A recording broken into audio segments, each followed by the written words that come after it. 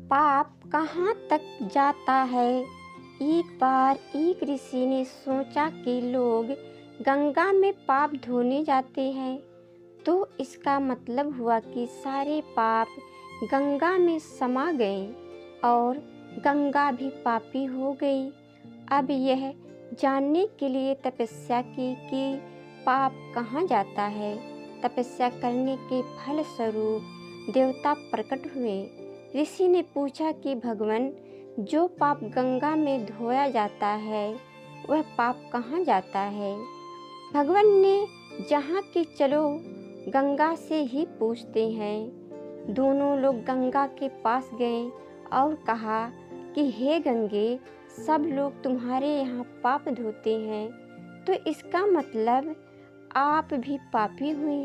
गंगा ने कहा, मैं क्यों पापी हुई, मैं तो सारे पापों को ले जाकर समुद्र को अर्पित कर देती हूँ।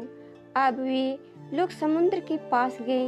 हे सागर, गंगा जो पाप आपको अर्पित कर देती है, तो इसका मतलब आप भी पापी हुई। समुद्र ने कहा, मैं क्यों पापी हुआ, मैं तो सारे पापों को लेकर भाप बनाकर बादल बना देता हूँ। अब वे लोग बादल के पास गए। हे बादल, समुद्र जो पापों को भाप बनाकर बादल बना देते हैं, तो इसका मतलब आप पापी हुए। बादल ने कहा, मैं क्यों पापी हुआ, मैं तो सारे पापों को वापस पानी बरसाकर धरती पर भेज देता हूँ, जिससे अन्न उपजता है, जिसको मानव खाता है। उस अन्न में जो अन्न जिस मानसिक स्थिति से उगाया जाता है और जिस वृत्ति से प्राप्त किया जाता है, जिस मानसिक अवस्था में खाया जाता है, उसी अनुसार मानव की मानसिकता बनती है। शायद इसलिए कहते हैं, जैसा खाए अन्न वैसा बनता मन।